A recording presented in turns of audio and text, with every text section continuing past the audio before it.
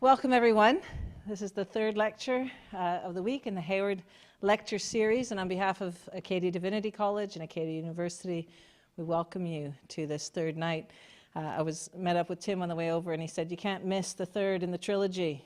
You know, it's like, seeing the first two without the last one. So glad to see you here, and if you're anything like me, you're actually quite excited about seeing the last one. So I welcome you here. Next year, it'll be Mark Boda, who's an Old Testament scholar, and there'll be information out on those Hayward Lectures for next year in due course. But for the time being, we welcome again Professor Stephen Evans from Baylor University. It's been a pleasure to have you with us this week. This amateur philosopher has a very dog-eared copy of Professor Evans's philosophy of religion, which I've used time and time again and turned to time and time again. It must be in its umpteenth printing by now, I think. But I had not met you before this week, so it's been a special pleasure. But my advice to students always who ask me, should they read this or that book by Stephen Evans, was always, it'll be a great benefit to you to read anything by Stephen Evans. So again, it's been a great pleasure to welcome you here, to welcome you this evening. It's been a positive experience and a great challenge to listen to you in this week. I find it interesting that when we read the conversion stories of several believers who were once atheists, we'll find Professor Evans' account of natural science quite compelling. And you made reference to this in the talkback session today, but I think that's true. Their stories really reflect clearly the points that we've heard made so far this week, very lucidly, and they go no short way in shoring up the role of natural theology in classical and contemporary theism. I couldn't help but reflect this week on the conversion story of A.N. Wilson, and I don't know if you know a lot about A.N. Wilson, but he was very much welcomed in the New Atheist Club as a literary figure in Britain, and was a fully paid up member, I guess you could say, of that club. And his surprise conversion is an interesting account of his encounter of the natural signs, almost in sequence as they were presented last night, and how together they overwhelmed Wilson with a sense that materialism just doesn't offer sufficient explanation for the human condition and the human soul and the very existence of the human soul. And when Wilson considered all of those signs together, he reached the conclusion that he needed to be converted away from the faith, which he referred to atheism as the faith, and come to a belief in God. And his conversion stands as a great example of how God's self-revelation can reach even those new atheists that we've heard about this week. And we thank you, Professor Evans, for helping us to understand some of these issues with greater clarity, that we might pursue truth more faithfully, understand our faith more deeply, share it more confidently, and worship more profoundly. The opening verse of an Isaac Watts hymn reads, "Nature with open volume stands to spread her Maker's praise abroad, and every labor of his hand shows something worthy of a God."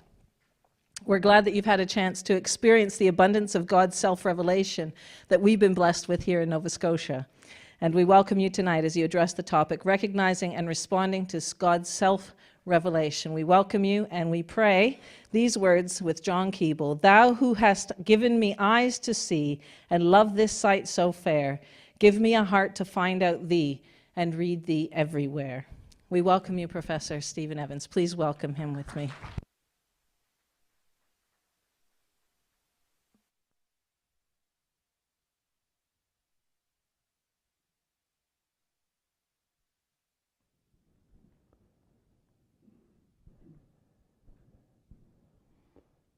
Okay, are we on? Good. Well, it's been just wonderful being here, and it's nice to see a few familiar faces by now. You are the chosen few, the remnant who has stuck with me through the bitter end here, and it's great to see you. It's been a great time. I am really happy that I have been here and happy to have spent these days here at Acadia. In my first lecture, I argued that Christians should welcome natural theology as long as the goals of natural theology are modest. Natural theology should primarily be conceived as providing support for what I called anti-naturalism, shaking up the dogmatic confidence of the new atheists and others that naturalism and materialism are the default rational views of the universe. There are natural signs that point to God's reality. They may not point clearly and unambiguously for all, and they don't produce reliable knowledge of God and His character. In many cases, they may produce a belief in polytheism, in gods of all kinds, but the signs do point beyond the natural world to a mystery that lies behind and beyond that world. In my second lecture, I argued that there is indeed evidence for God's reality. Our experiences of cosmic wonder, purposive order, moral accountability, our sense of human dignity and worth, and our desire for eternal life all point to God's reality. And this conclusion is consistent with the biblical revelation itself. After all, Romans 1:20 affirms that God's reality can be clearly seen from what God has made.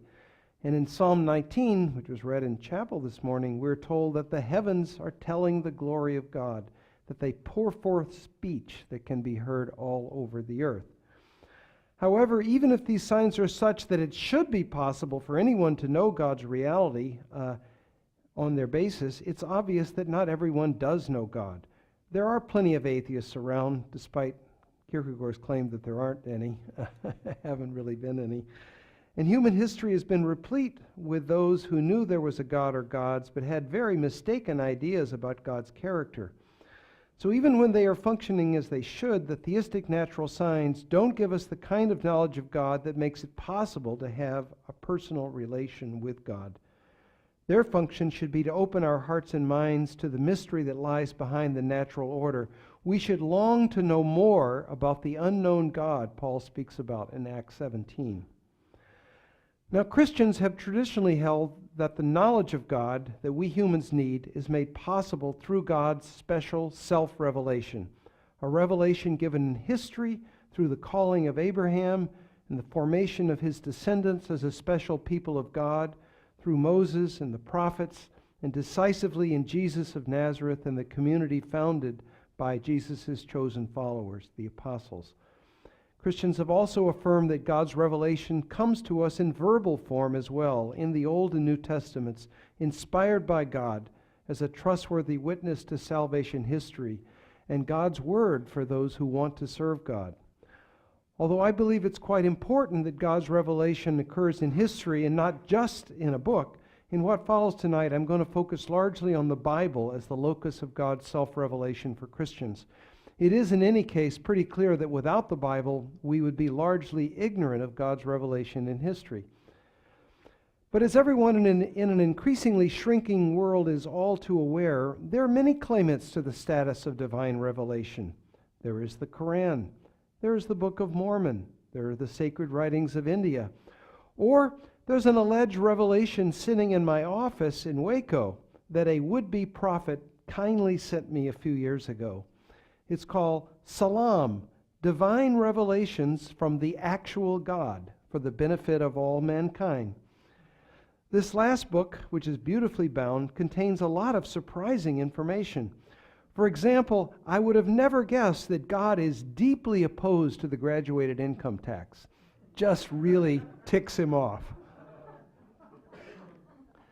Even if we believe that it's reasonable to believe that a God or gods exists, how could we recognize a genuine revelation from God if God gave us one in view of the fact that there are multiple candidates to be such a revelation?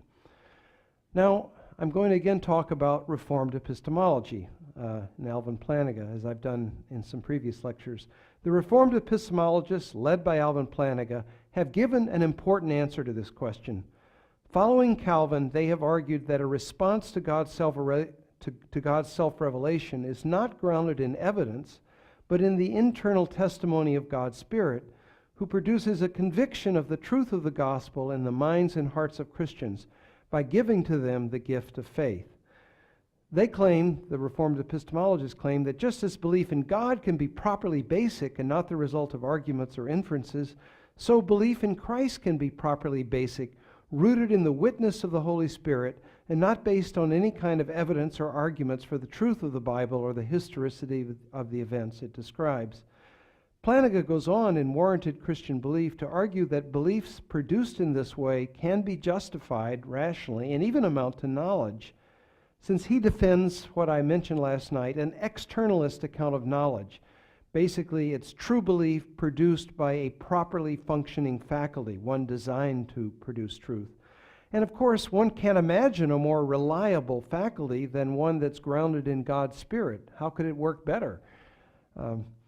I believe the Reformed epistemologists are in many ways profoundly right, and I'm going to say what's right about this approach tonight.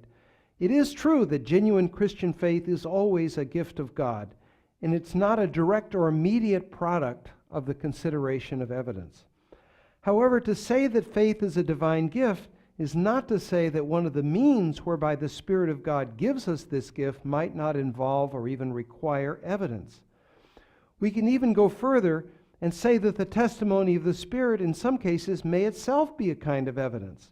I'll return to this issue later. Right now, I simply want to say that as a response to the new atheism, Reformed epistemology appears to be rhetorically weak. The new atheists ask for evidence. The Reformed epistemologists answer by saying no evidence is necessary, which might leave the impression on the unwary that no evidence can be given. But that doesn't follow logically.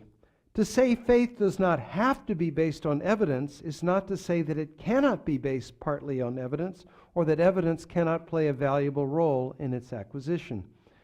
In any case, even firmly committed Christians sometimes find themselves struggling with doubts. Given that the Muslim or Hindu seems equally convinced of the truth of their faith, how can I be sure that what I believe is true? Before answering this question, I want to make one very important point. Christians don't merely think that it's important to believe the contents of what God has revealed. They think it is equally important how people come to believe what God has revealed. The process by which one comes to believe what God has revealed is one in which a person learns to trust God and develops a special relationship with God. It is that relationship and not merely the believing that's important. In the next section, I'm going to try and say something about why this is the case. Let me say, by the way, I hope that the outline I've given you corresponds to what I'm saying, because I wrote that outline from memory. I didn't really look at my lecture, so it might diverge at points. Who knows? No doubt redaction criticism will come up with an account here. In the Summa Contra Gentiles, Thomas Aquinas distinguishes two kinds of truth about God. Some truths, he says, exceed all the ability of the human reason, while there are others, he says, that the natural reason also is able to reach. Although in principle the second kind of truth could be grasped independently of divine revelation, Aquinas thinks it's good that God has revealed both kinds of truths. With respect to truths reason could in principle know, God's revelation provides a way for all humans to know these truths in less time, with less error, and with greater certainty than would otherwise be possible. In any case, the truths that exceed the power of human reason must all be believed only because God has revealed them. There is no other way to acquire such truths. Now, Aquinas' view that there are revealed truths that should be believed because they have been revealed is, I think, a standard part of the Christian tradition. John Locke, for example, defines faith as assent to any proposition not thus made out by the deductions of reason, but upon the credit of the proposer, as coming from God in some extraordinary way of communication. Or if we move to contemporary times, Richard Swinburne not only affirms that Christianity proposes a body of doctrine that is to be believed on the grounds that it has been revealed, but Swinburne actually claims that Christianity is the only major religion whose major tenets are supported in this way. Not sure whether he's right about that last part, but that's what he says. I want to term the claim that the contents of a divine revelation should be believed because they have been revealed, the revelation authority principle. The revelation authority principle has two valuable implications. First, it gives a plausible account of how humans might come rationally to believe truths which they could never discover through the exercise of their own natural faculties unaided by God. Second, it connects belief in the content of a revelation with trust in God, and it thus helps us understand how faith could be a virtue. It seems mysterious how mere propositional belief could be virtuous, but less mysterious if the belief is made possible by trust, because trust is certainly a virtue. Now, it's possible to give arguments for the authenticity of a purported revelation that, in fact, undermine the revelation authority principle. Suppose, for example, that someone gave the following argument in support of some revelation, we'll call it R. One would expect a genuine revelation from God to contain all truths and no falsehoods. All the contents of R can be demonstrated by reason to be true independently of R, so R is a genuine revelation from God. The problem with this argument is not merely that it's logically invalid, and it is, but that if it were successful, perhaps reconstrued as an inductive or probabilistic argument, it would no longer be necessary, and maybe not even possible, for a person who knows about the demonstrations to believe the contents of R because they have been revealed. Oops, what did I just do here? Is my tech person here? I just lost my PowerPoint. I think it's because I was using the screen as a podium. So I must have touched the wrong spot. Here's the master here.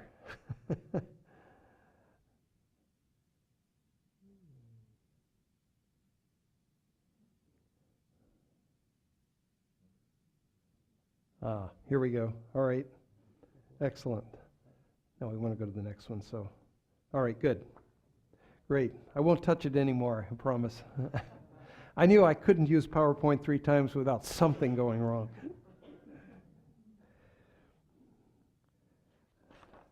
To be sure, the fact that parts of a revelation could be confirmed independently of the revelation would not necessarily undermine the revelation authority principle. So if a revelation contains some things that can be known by reason, the fact that those parts of the revelation could be checked out, so to speak, might be part of an argument for the authenticity of a revelation, and Swinburne actually does this. However, as Swinburne himself admits, the evidence for a revelation provided in this way would be very weak. The fact that a prophet says some things that independently can be ascertained to be true does not go very far towards showing that everything the prophet says is true, and certainly doesn't go very far towards showing us that the prophet is speaking on behalf of God. Since, quote, teachers who teach deep truths teach falsities also. The fact that a text contains some true content then provides very little evidence for the claim that this text is inspired by God and has special authority. Furthermore, it would seem that the greater the portion of a revelation that could be confirmed independently of the revelation, the less significant the revelation would be. For, as Swinburne tells us, revelation seeks to tell us deep things that we cannot find out for ourselves. And it would be a very thin revelation if its only role was to suggest things that we could immediately check for ourselves. So Aquinas says that a true revelation from God will contain things that surpass human reason because, and this is a direct quote, we only know God truly when we believe him to be above everything that it is possible for humans to think about him. So according to Aquinas, a revelation from God that consisted solely or even substantially of truths that could be learned apart from that revelation would not only undermine the revelation authority principle, it would also give us a misleading picture of God. All of this suggests something like a dilemma. If a revelation contains a small amount of independently checkable content, this will provide only very weak support for the authenticity of the revelation. To provide impressive support, the amount of such content would have to be the predominant part of the revelation. But to the degree that the amount of such content increases, the value of the revelation decreases. Now, this worry that certain ways of defending a revelation might actually undermine the revelation by undermining the revelation authority principle is no idle one. For I think you can argue plausibly that some of the claims made in support of religious belief generally, and even those allegedly made on behalf of Christianity in the 18th and 19th centuries, had just this effect. Immanuel Kant, for example, in Religion Within the Limits of Reason Alone, set himself the task of seeing what religious truths, perhaps originally believed because they'd been revealed, could be affirmed on the basis of reason independently of any historical revelation. Now, whatever Kant's own intentions may have been, if you think that this experiment provides results that are religiously adequate, then the person who follows Kant's arguments would be freed from the necessity of believing anything because it has been revealed. A second example, perhaps more controversial, can be found in the theological method of Friedrich Schleiermacher. Schleiermacher, at least as I interpret him, attempted to look at the Christian revelation as the deposit or outcome of religious experiences of a certain kind. The Hebrews were sort of a people of genius when it comes to religious experience, like the Greeks were for philosophy. And these experiences, Schleiermacher thought, are in principle generally available to us human beings. Though those of us who replicate those experiences can thus come to believe the contents of the Christian religion on the basis of our experiences, and thus it's no longer necessary to believe those contents because of the authority of the revelation. A third example is provided by Hegel, at least as Hegel was understood by Kierkegaard. Hegel claims that he was vindicating the Christian religion, showing that Christianity is absolutely true. But he did so by trying to show that the truths contained in the Christian revelation are essentially identical to the insights one can arrive at through Hegel's own speculative dialectical philosophy. Kierkegaard jokes that from Hegel's view, he says, it's as if Jesus came to found a philosophy, only it was somewhat inadequate. It had to be corrected when Hegel came along.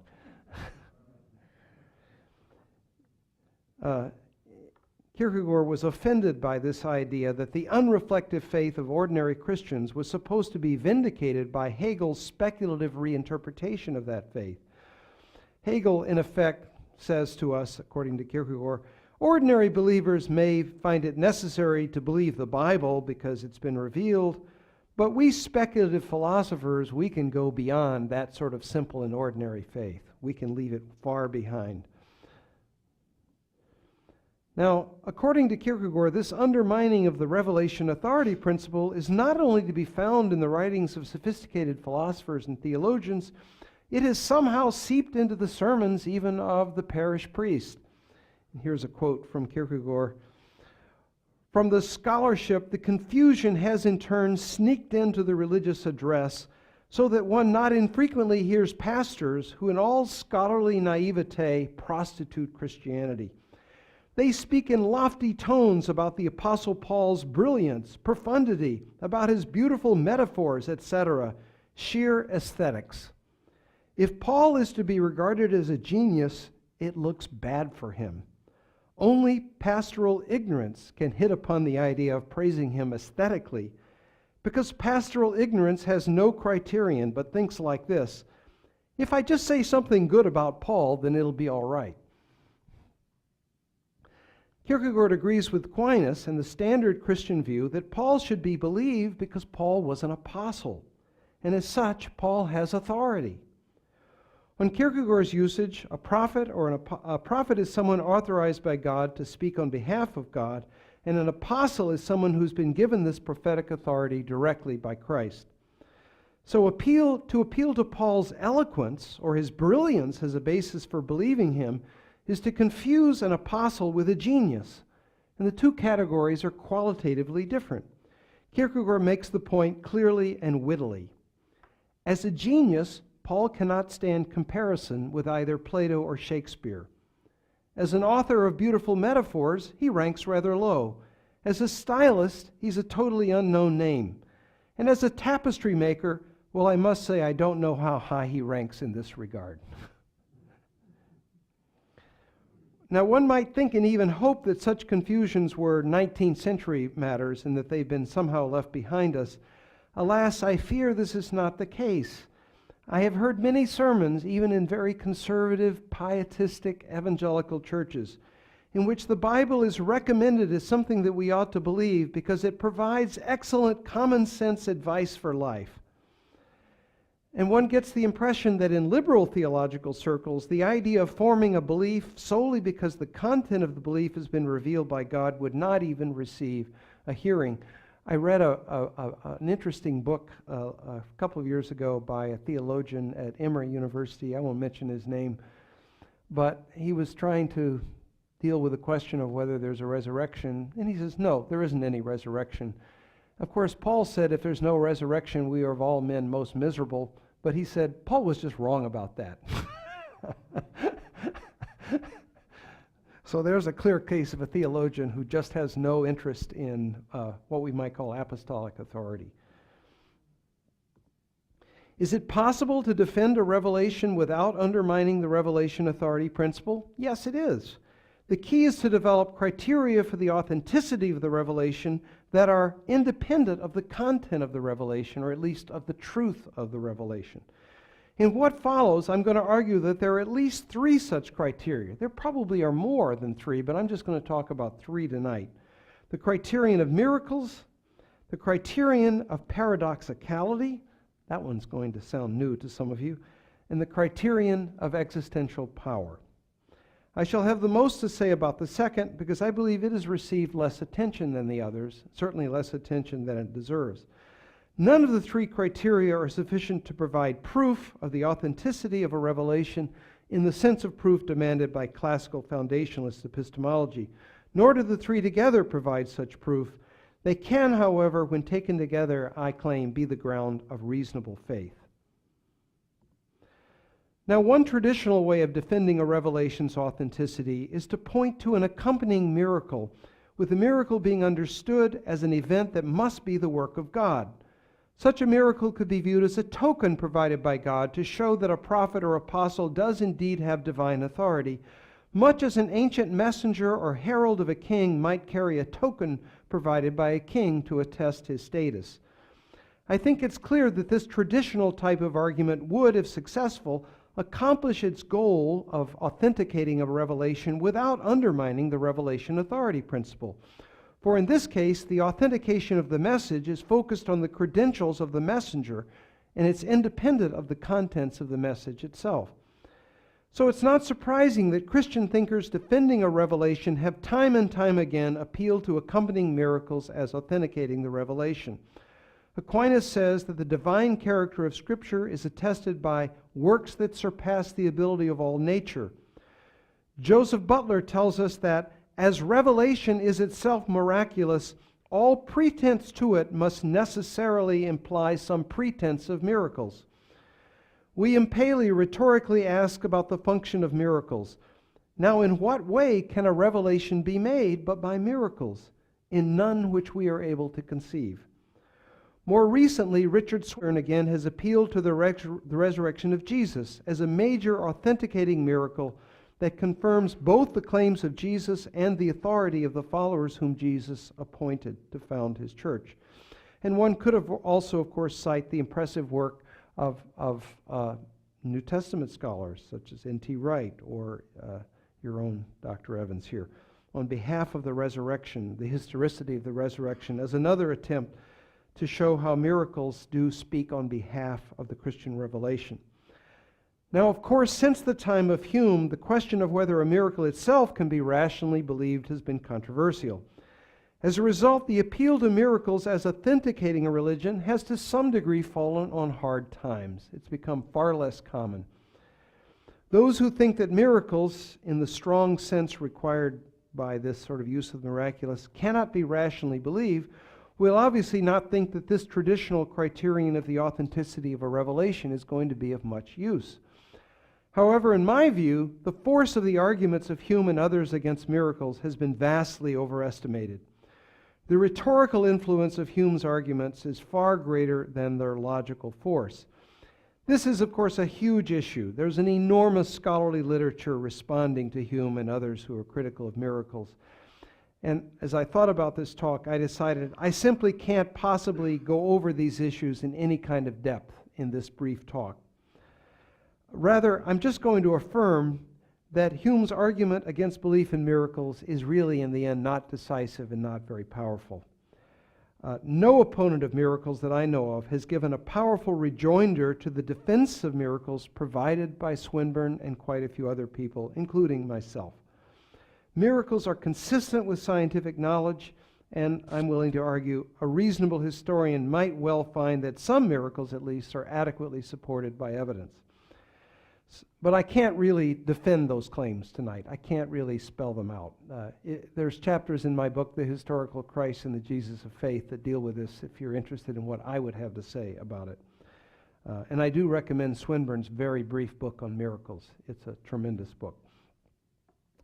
But I do want to make just some brief comments about miracles in Hume's argument that focus on one part of Hume's argument that I think hasn't been discussed very much, and which I think is a weak point, a very unjustified assumption.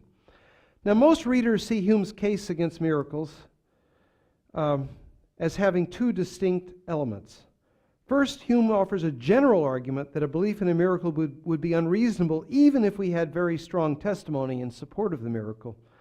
The heart of this argument is a claim that miracles are so inherently improbable that it's always more probable that a report of a miracle occurring is false than that the miracle actually took place.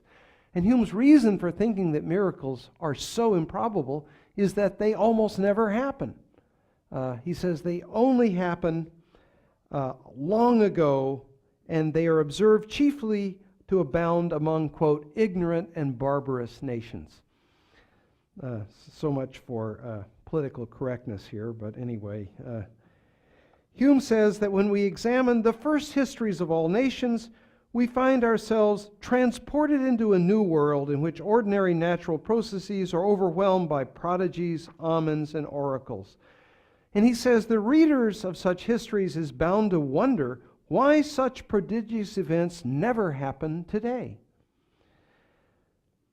Now, all I want to say about this is that Craig Keener has provided a powerful reply to this view of Hume's in his massive recent 2-volume study, Miracles, the Credibility of the New Testament Accounts, which, despite the title, covers a whole lot more than the New Testament and the credibility of the accounts. Keener shows how the whole debate is transformed if we reject what's often called the cessationism of Hume's theological contemporaries, who believe that miracles, even the Orthodox, believe that miracles had only happened in New Testament times. They no longer happened. They'd ceased. And we also recognize the clear falsity of Rudolf Bultmann's famous dictum that, quote, it's impossible to use electrical light and the wireless and to avail ourselves of modern medical and surgical discoveries and at the same time to believe in the New Testament world of spirits and miracles. The fact is, there are in today's world hundreds of millions, if not billions of people who do believe in spirits and miracles, and they cheerfully flip light switches and use the wireless, cell phones included. Such people may be confused or irrational, but they certainly exist. All this means that the debate about whether miracles happened in biblical times cannot and should not be divorced from the question of whether miracles happen today.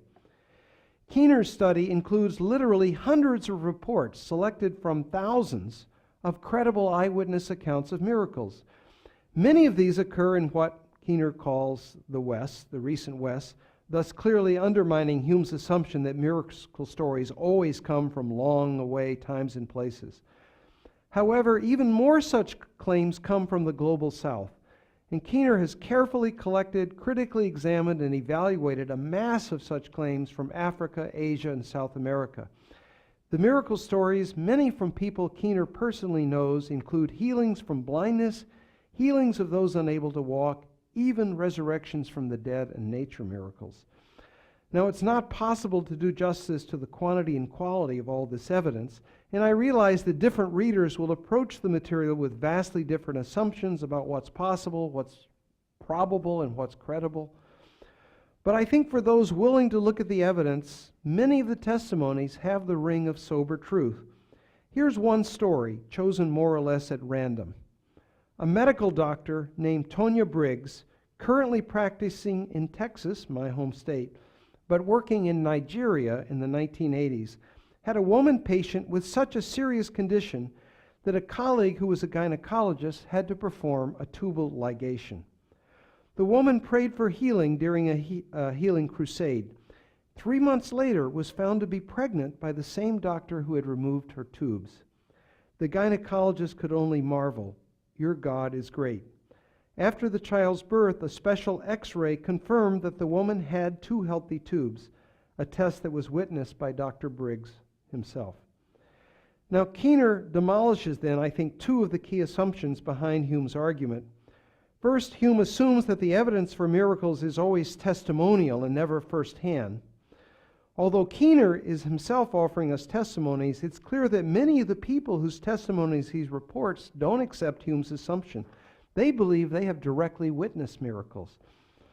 The second assumption is Hume's claim that miracle stories only come from far-off times and places and from uneducated people. This claim was very likely false in Hume's own day, but I think it's clearly wrong today.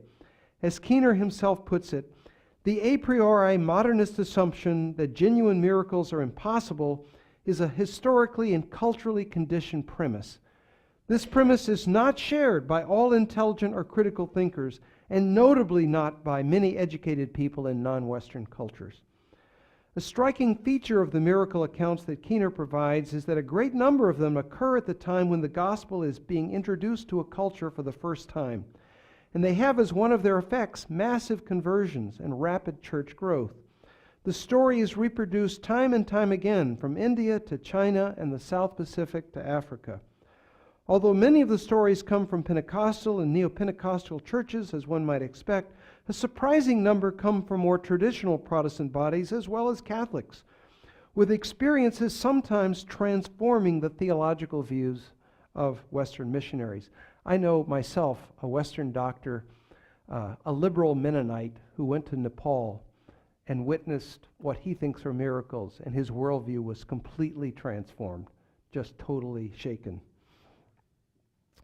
If this happens when the gospel is introduced to a culture today, then I think there's little reason to doubt that it could have happened when God was founding the church. It may be tempting, of course, for some ethnocentric Westerners to dismiss the stories Keener tells, especially the ones that come from the global South, but I think that's a temptation that is the product of arrogance. The witnesses Keener summons are not ignorant or credulous people. They know very well that God does not always answer prayer and that miracles do not happen on demand. And I think their voices are ones that we need to hear. If God is doing miracles today, there is little reason to doubt that miracles could be a sign that He was at work in the past. And so I want to continue to defend the traditional use of the criterion of miracles. I want to turn now to something rather different, what I call the criterion of paradoxicality. And here I want to look first to Søren Kierkegaard. Kierkegaard was keenly aware of the need for criteria to distinguish a genuine revelation from spurious ones. He was drawn to reflection on this issue partly by the case of Adolf Peter Adler, a Danish pastor who published a book of sermons in 1843, in which Adler claimed that Jesus had appeared to him in the middle of the night and dictated some of the sermons, which Adler had written down and then published. In the books, Adler tells you, these are the sermons by Jesus, these are mine.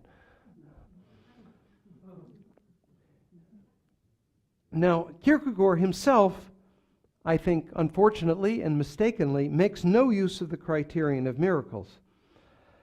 Having essentially given up on miracles as a criterion of an authentic revelation, Kierkegaard proposes several others, and some of the ones he proposes, I think, have very limited value. I do believe, however, that Kierkegaard offers implicitly at least one other criterion for an authentic revelation that is more promising, and I call this the criterion of paradoxicality. Now, Kierkegaard is well known, even infamous, for his claim that the incarnation, which he sees as the central element in the Christian revelation, is a paradox that human reason cannot understand or comprehend.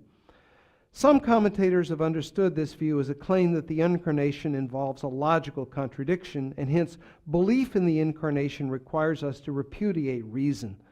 Now, I've argued in my writings on Kierkegaard that that interpretation is absolutely mistaken. I'm not going to try and repeat my arguments about the interpretive matters here. I'm just going to say that I think I've done the job, and you can read what I have to say. I'm just going to lay out tonight what I think Kierkegaard does mean when he calls the incarnation a paradox, indeed the absolute paradox. First, he thinks the incarnation is definitely something that is above human reason, something that no human being can genuinely, fully understand. In one sense, of course, the incarnation can be understood.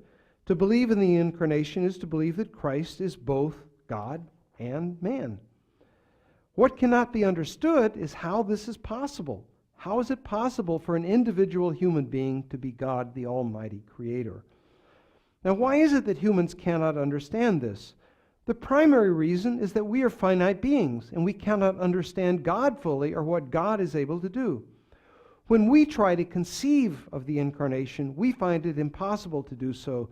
To us, it may appear impossible, or at the very least, immensely improbable for God to become a human being.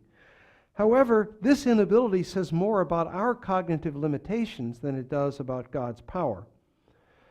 Besides being above human reason, Kierkegaard also thinks that there is a natural tension between God's self-revelation through the incarnation and human reasoning as it actually functions. Humans are sinful, and our actual reasoning is heavily influenced by our sinfulness. How does sinfulness manifest itself? Primarily in pridefulness and selfishness. Both of these qualities make belief in the incarnation difficult. Because of our pride, we have a natural tendency to regard what we cannot understand as absurd. Because of our selfishness, we have no experience of completely devoted, self-giving love. Our love is never quite like that. And yet the actions of a God who needs nothing from us, yet became incarnate for our salvation, could only be motivated by just such self-giving love. We therefore have a natural tendency to be skeptical about such love and the actions it inspires. For these reasons, Kierkegaard says the incarnation is not only an insoluble mystery for humans, but something that humans have a natural inclination to disbelieve. In his words, the incarnation always carries with it what he calls the possibility of offense. There's actually quite a bit in the New Testament about offense. We don't talk about that concept very much. It offends us because it insults our prideful self-sufficiency, and it shows us, in contrast with God's self-giving love, how selfish we are. We don't like to be insulted, and the incarnation is a kind of insult.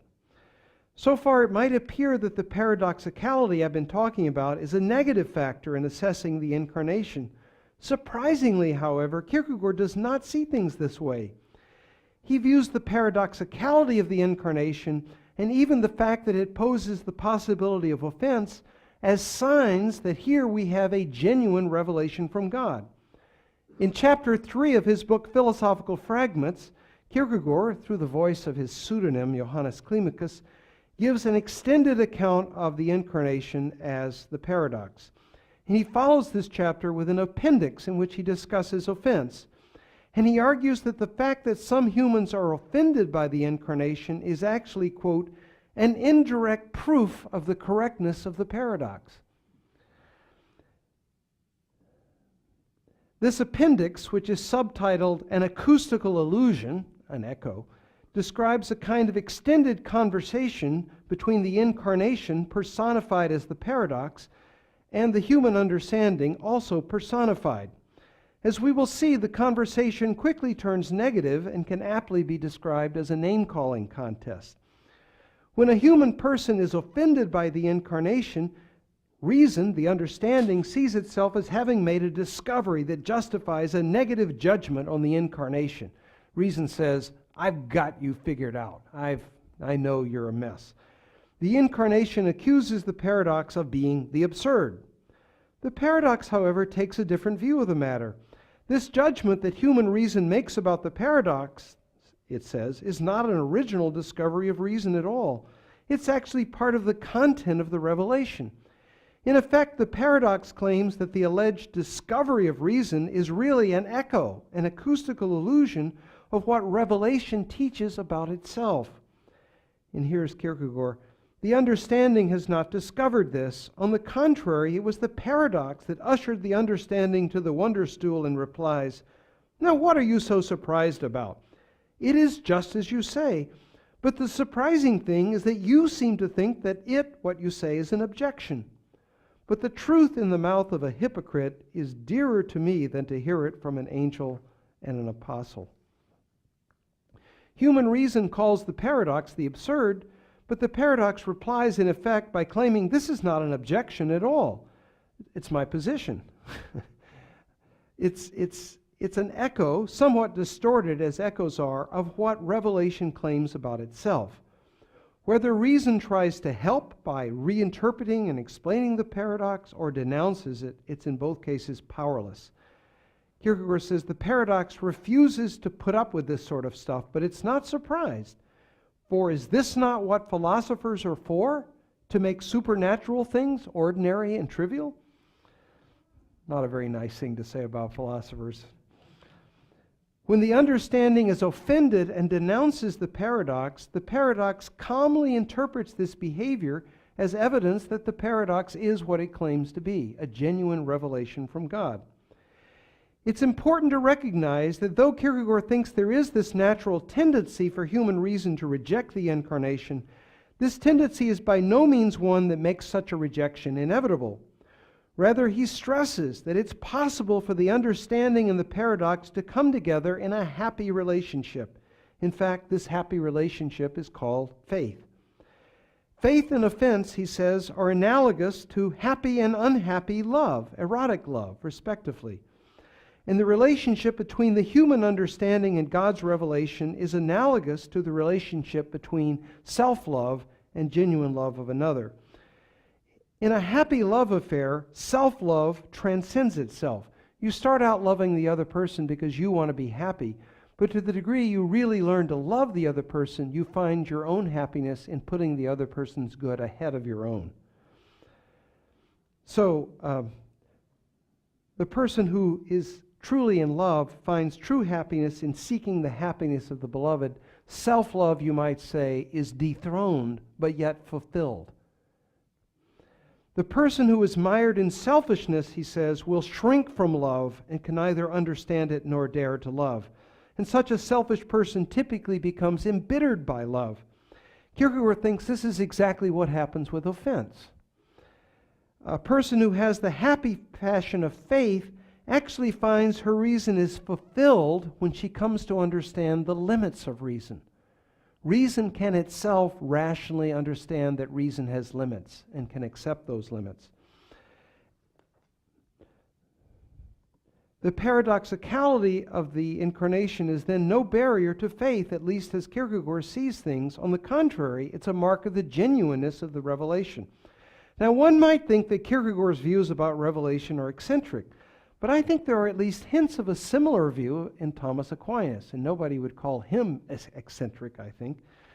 The ground of this is Aquinas' view that a true revelation from God would include truths that surpass the ability of human reason to discover, and that a revelation that did not include such truths would give us a false picture of God, since we only know God truly when we believe Him to be above everything that it is possible for man to think about Him.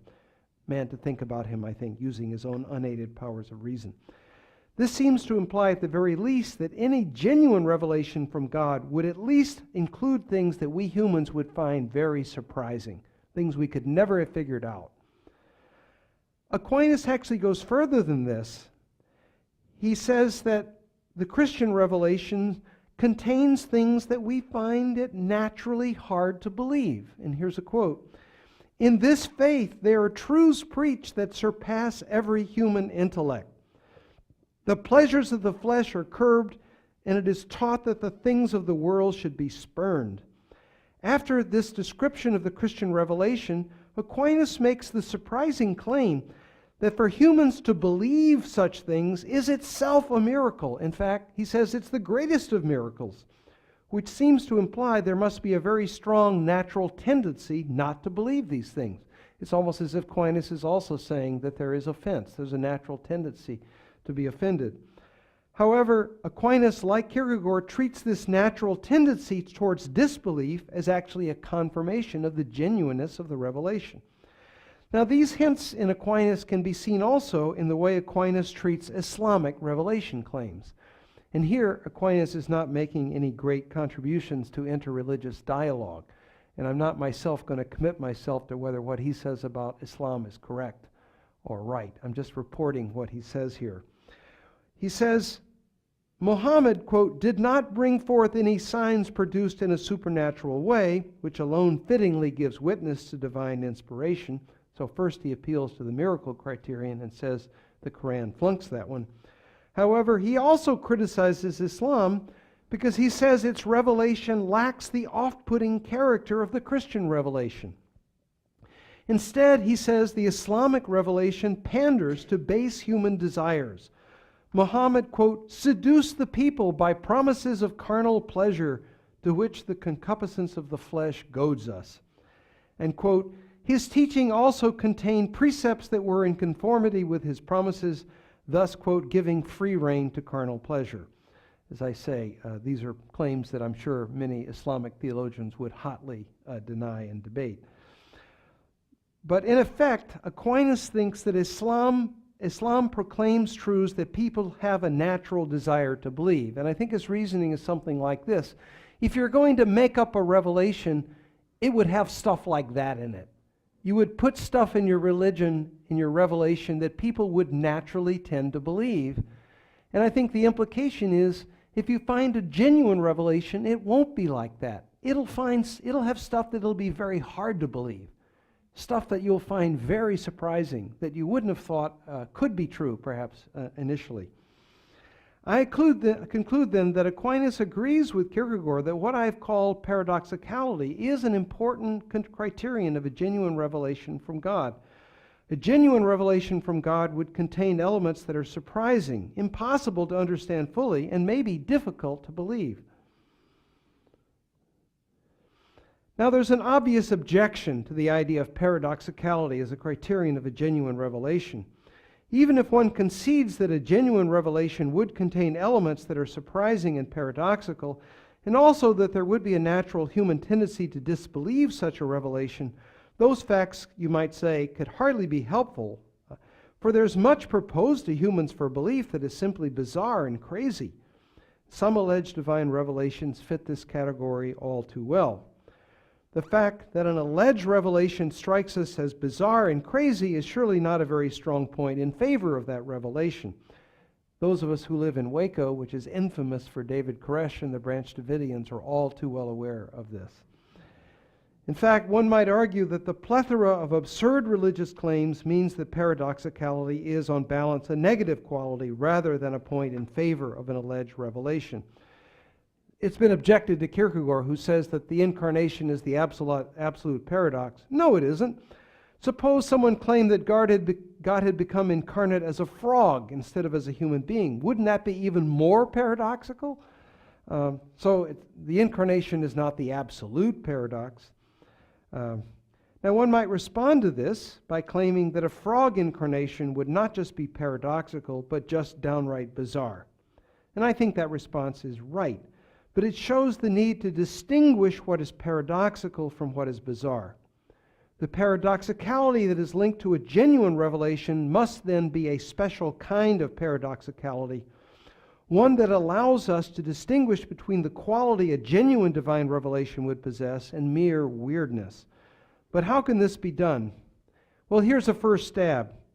The paradoxicality that is present in a genuine revelation should be an initial paradoxicality.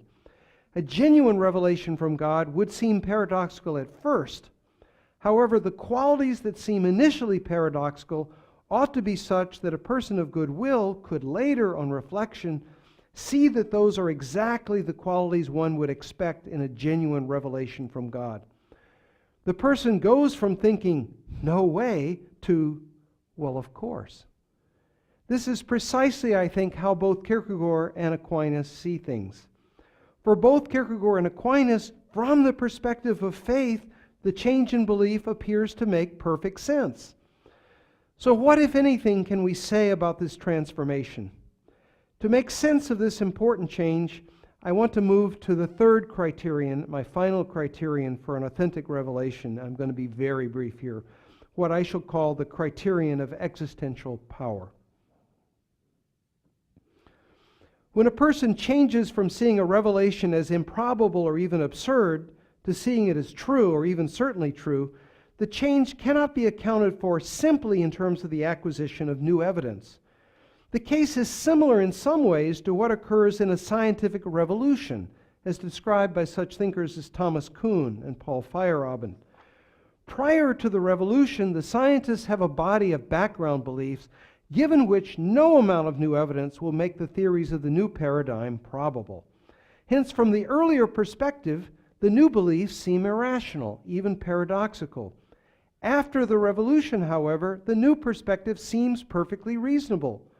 What has happened is not just that new evidence has been acquired, rather the scientists have adopted a new set of background beliefs which alter what is viewed as evidence and how the evidence is weighed.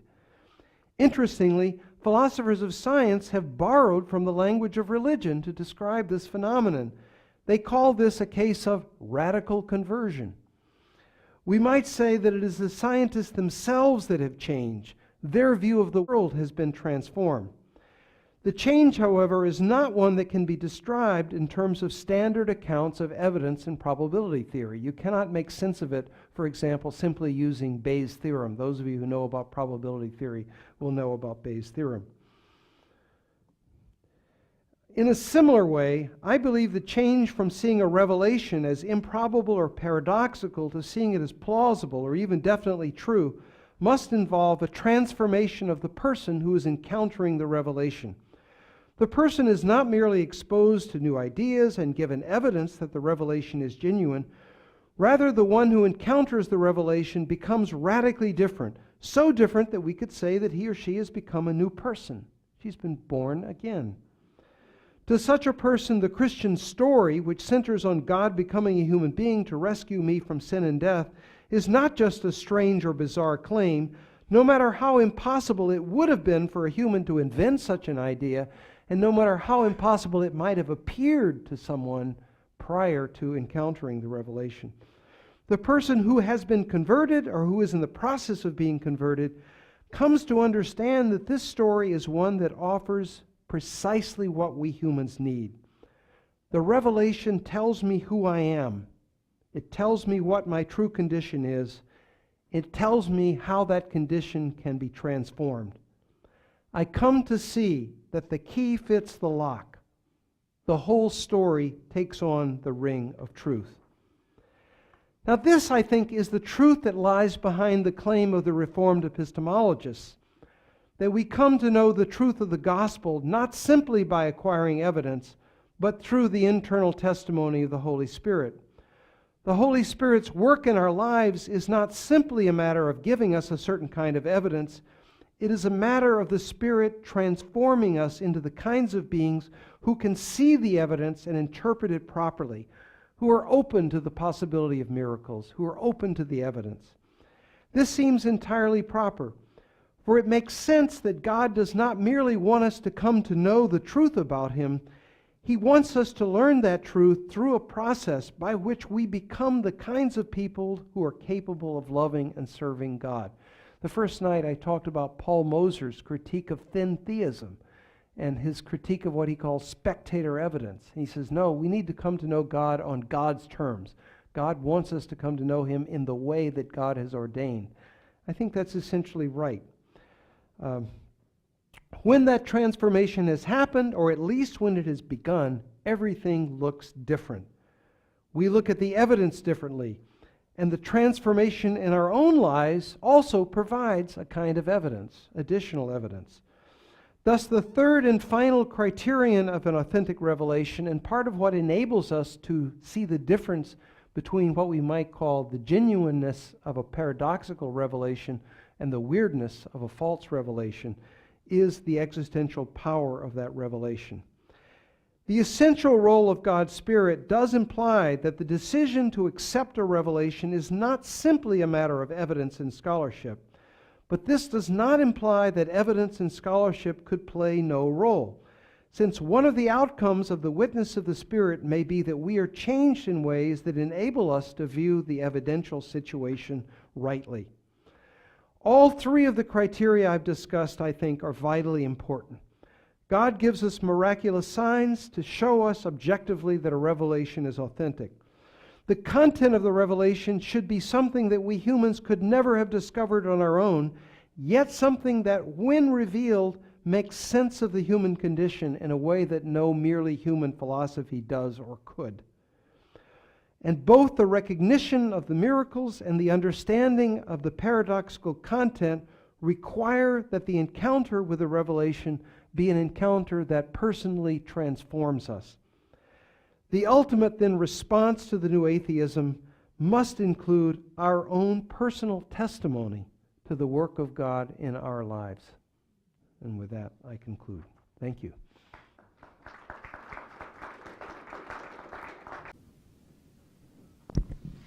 We thank you again for a most stimulating lecture. I don't know about you, but I've got a million things swimming around in my head.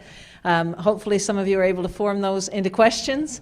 And at this point, we welcome any questions or comments that you have to make for feedback from Professor Evans. Questions?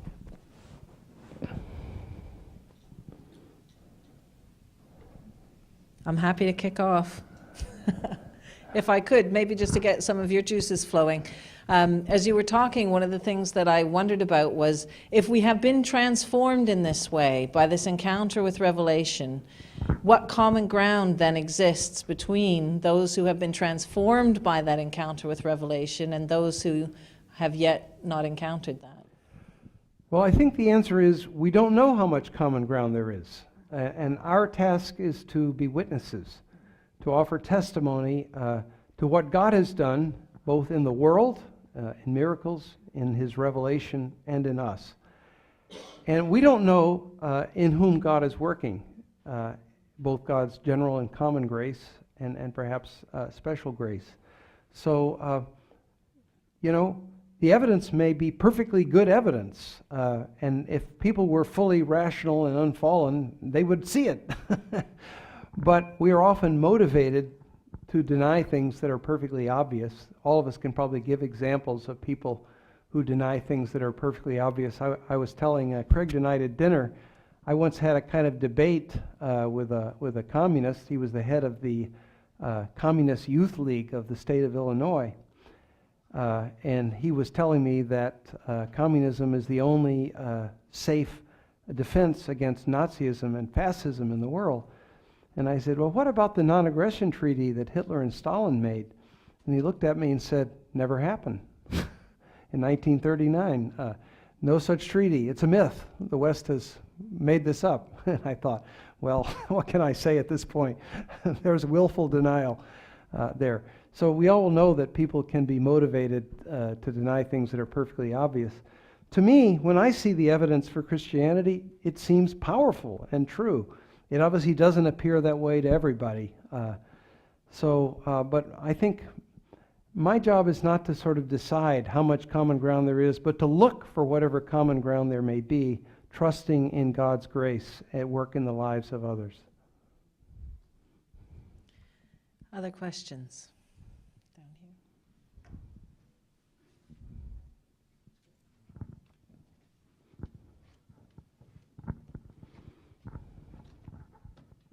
When one engages in debate, one often wants to, with the other side of the debate, determine or define the terms at the beginning of the debate. Yeah. One of the words that comes out to me in your lecture is the word bizarre, when trying to define what is revelation and what is merely a bizarre occurrence. How does one engage with the new atheist when discussing things like revelation and trying to, with that person or persons, define bizarre, because often they will define something as bizarre, whereas I have another definition. How do you engage within that challenge of defining that term and other terms where they will look at something and say that's too incredible, too bizarre for us to even discuss, and extending that a little bit more with a Western perspective, looking at the global South, we often will then look at claims of miracles, and we will be guilty of using terms like, oh, well, that's too bizarre. That's outside my own definition of what would be reasonable with regards to revelation. Yeah. No, that's a very good question. And I mean, I'm well aware that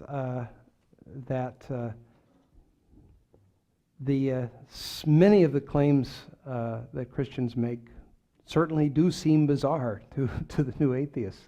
They would put them in exactly that category. So how do we help them see them differently? Well, we may not be able to succeed, but we can try. We can try. And I think one of the things we have to do is that we have to help them understand the human problem as Christians understand the human problem. Because as I see it, and I think I'm following Kierkegaard here, Christianity is, you might say, an answer to the problem of the human condition. But if you don't understand the problem, you won't understand the answer.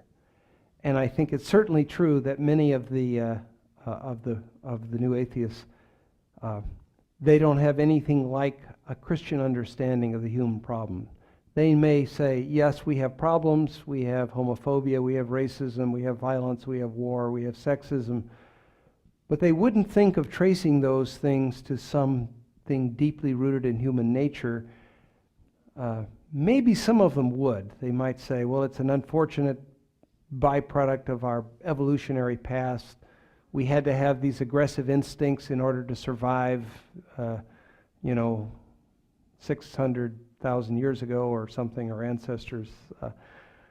But surely with education and reshaping and so on and science, we will maybe we can change our genes or re-engineer ourselves, brave new world. And so that's a very hard thing. And I think here, certainly it isn't simply a matter of knowledge. It may very well be that what will be crucial will be things that work on the imaginations and emotions. I said last night that one reason Kierkegaard is not big on apologetics is that he thinks the problems, if unbelief has increased and belief has decreased in the modern West, as Kierkegaard is willing to admit that it has, the problem is not that we are smarter, more intelligent, or know more science. He thinks the problem is that we are emotionally impoverished and imaginatively very diminished. So what we need, maybe we need to get people to read the right novels, the right poems, and think harder about their own lives, about the meaning of death, and our denial of death, to use Ernst Becker's phrase in our culture, the way we studiously try and segregate it out and ignore it. I actually, I'm a runner myself. I ran today this afternoon. I got out for 4 miles. It was lovely, beautiful. Ran out that way onto the Victoria Dike, I think it is. It's just fantastic. But when I'm home in Waco, my favorite place to run, and a lot of people think this is weird, is we have a beautiful old cemetery. I love to run in that cemetery. It's about 2 miles around it. And I find it very healthy to just reflect on death and the people there and what it means for me. It's just salutary. It does something for me every day. But I suspect that I'm a little odd in that respect. I don't think lots of people flock to cemeteries or think that they're good places to hang out in terms of shaping things. So I don't know if that's a good answer, but that's the best I can do. Other comments or questions? In the back there.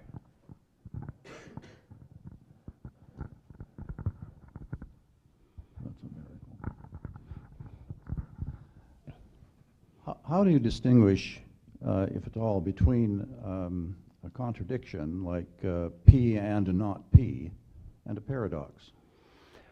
Well, that's a great question, and the interpretive problem in Kierkegaard is difficult because Kierkegaard sometimes uses the Danish word modsigelse for the paradox, and modsigelse means contradiction. That's how it's usually translated. So you might think he does think a paradox just is a logical contradiction.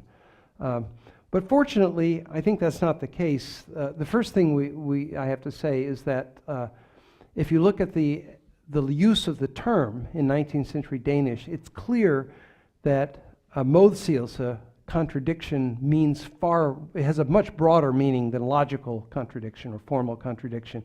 It means, for example, things that are incongruous, things that seem not to fit together. Kierkegaard, for example, says it's a contradiction when a comedian takes a pratfall.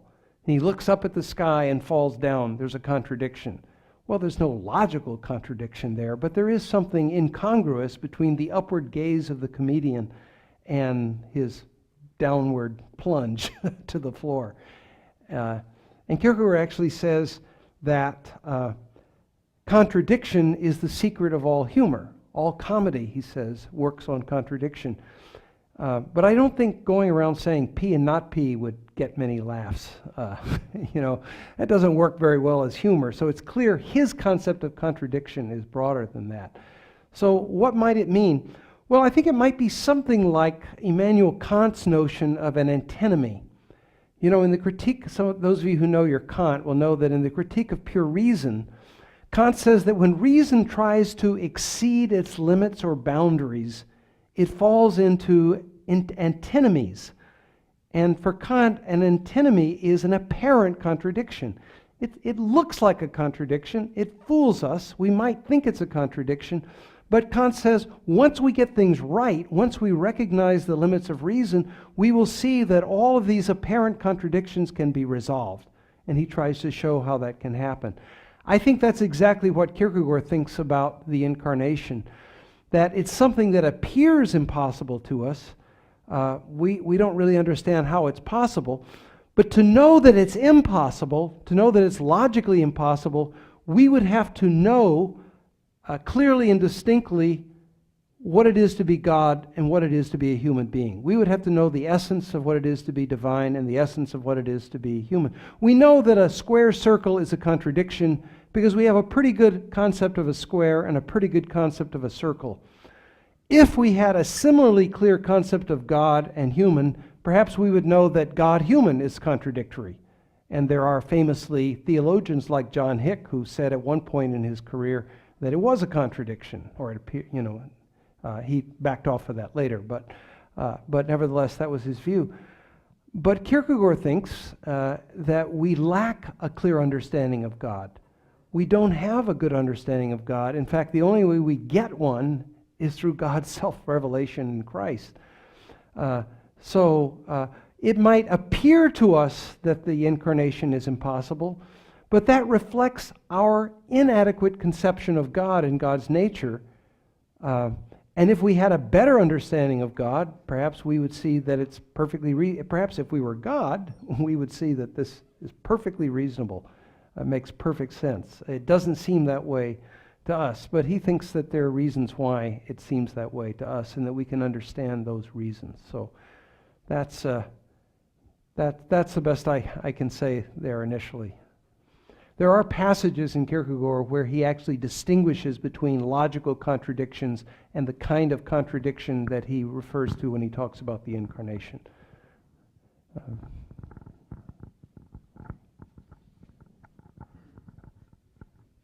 So do you think that, like, one of Kierkegaard's criticisms of, or he might look at what a lot of contemporary philosophy of religion, he would say that is too Cartesian in a sense, that it's very, let's get rid of our emotions, let's just look at things, purely rationally, ignore our animality.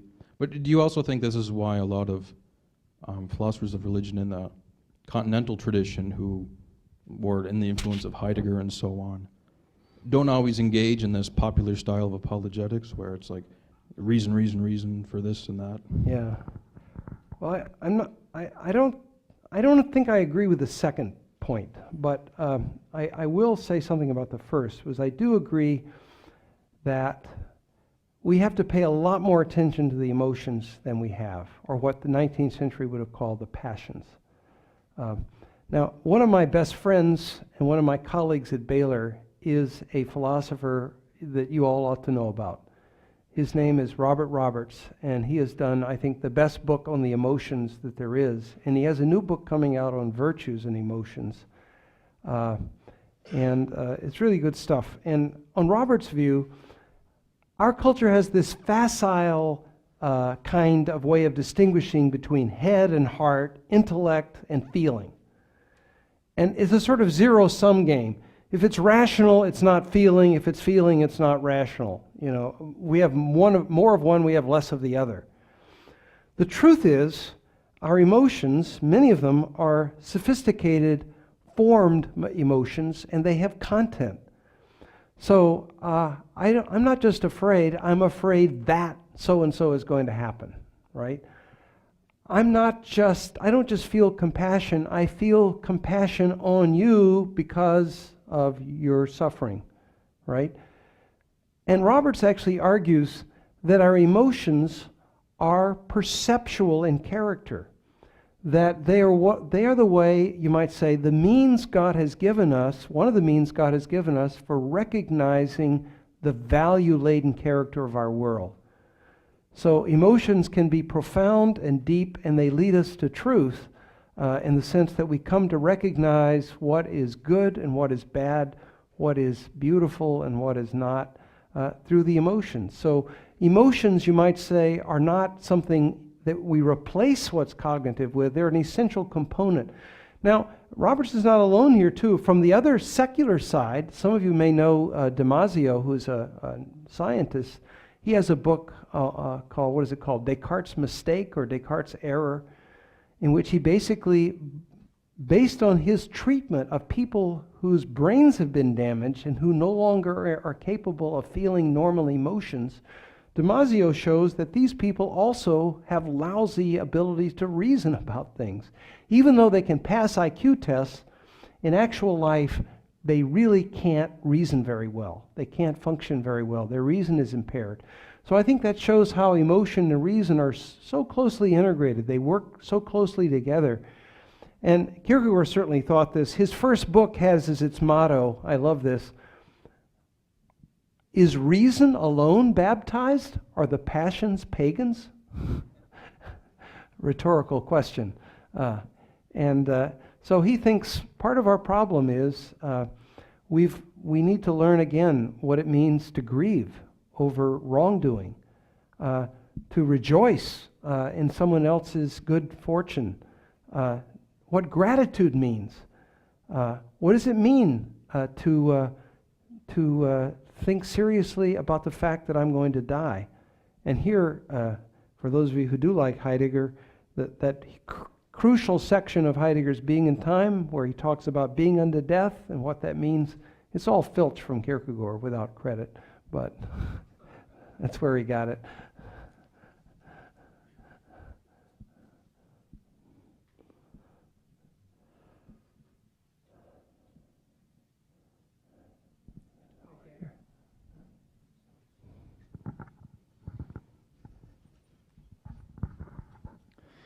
Thank you. I'd just like to touch more on the social side of things. Granted that our paradox is through the revelation of God, I guess what are the social implications of raising children within a paradox or contradiction in a way that it wouldn't appear as social conditioning? Okay, well, that's a difficult question. I think more generally, I don't think we have a very good handle on the whole question of how do we raise children and nurture them and educate them. And there are a lot of thinkers who have a very strong view of human autonomy and maybe a commitment to some kind of individualism, who are very leery of the whole idea of teaching children to believe anything because it looks like indoctrination. The problem with that view, of course, is if we don't teach children, if we don't train them and nurture them, they won't be able to think for themselves or learn anything new when they get older. We are social animals, and we are dependent. We are, in the words of Alistair McIntyre, dependent rational animals. We're very dependent and social creatures. So how do we, what is it to nurture children without conditioning them? Well, to some degree we are conditioning them because they aren't capable, they absorb whatever we give them and they'll believe whatever we tell them by and large. But I think what we must do is this. We must first of all always tell them the truth, what we believe to be true sincerely. We must honestly and humbly admit when we don't have all the answers and not claim that we have a kind of certainty and objectivity that we don't have. And we should always be willing to answer their questions honestly when they have questions. And I think it is true that a lot of young people get turned off by the church when their questions are not taken seriously or they're not allowed to ask their questions. So I think it's very important that the church be a place where all questions are open. We're free to ask all those questions, and no one is made to feel like they're somehow bad or wrong because they've asked an honest question. One of the things that I think I find helpful in Kierkegaard is the distinction he makes that I don't think many people make. And that is, Kierkegaard distinguishes between uncertainty and doubt. Now you might think those are the same, but here's the distinction as he makes it out. Uncertainty is a kind of objective uncertainty in the sense that I recognize what I believe I cannot prove or demonstrate in such a way that any rational being, should accept it. I don't have objective certainty. I realize how a reasonable person, starting from a different point of view, could have a different view than I do. And I can still respect that person. I can understand them as having a kind of rationality, even a justification from their own point of view. But just because I recognize that objective uncertainty doesn't mean that I'm not confident, even certain in another way of what I believe.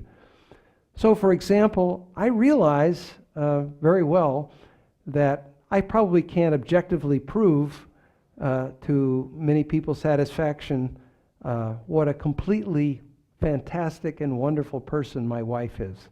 But I have no doubt about it.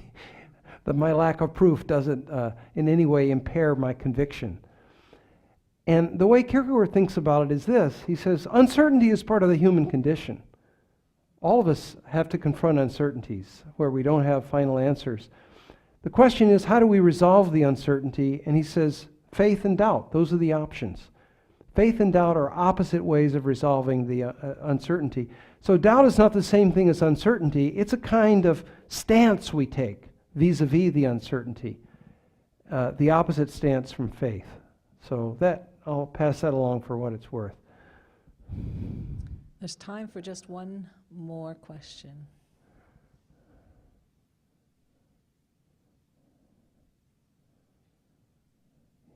There we go. Last one, Carl. I'll speak loud now. Very simple question. I've been thinking through the discussions. Have you, and I'm sure you probably have, but simply just sat down with some of these guys like Richard Dawkins or tried to connect with them, and it may be crazy or difficult, but just to have some relationship with them and beyond just scholarly faith, but just... Well, I have the four horsemen, now three, since Hitchens has departed this world.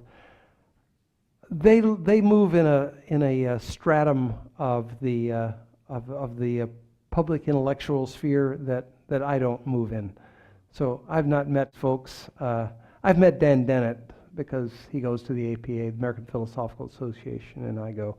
And I will say, I find him a most unpleasant person. In a profession full of arrogant, self-centered people, he still stands out. Don't put that on the tape. Delete that.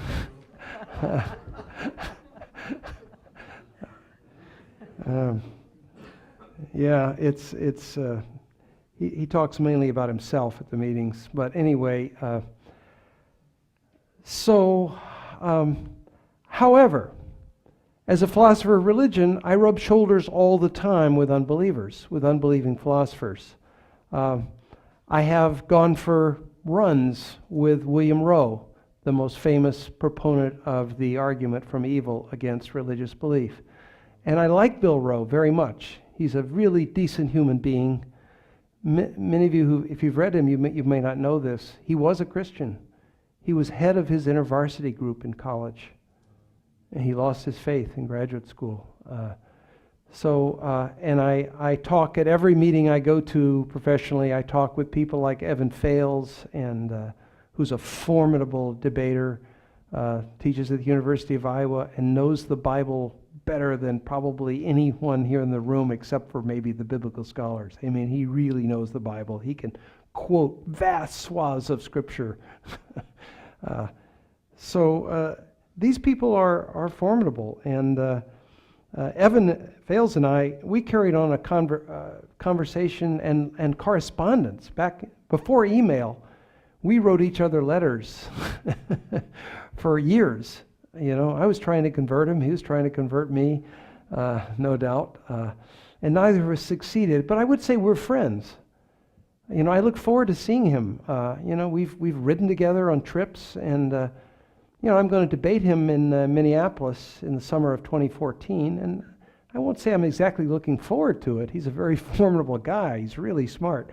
But in some ways, I am looking forward to it. I'm looking forward to seeing him and being with him. So certainly we can have human relationships and friendships, and it's a good thing to have friendships. And I will say what I said in the first lecture is true. Really good philosophers of religion who are unbelievers don't find the writings of the new atheists to be impressive. They find them to be substandard, and they realize that they're not really very good, that they're out of their field. Dan Dennett is a good philosopher. When he's writing about philosophy of mind, he's very subtle. He makes very good moves. When he's writing about religion, he says dumb things.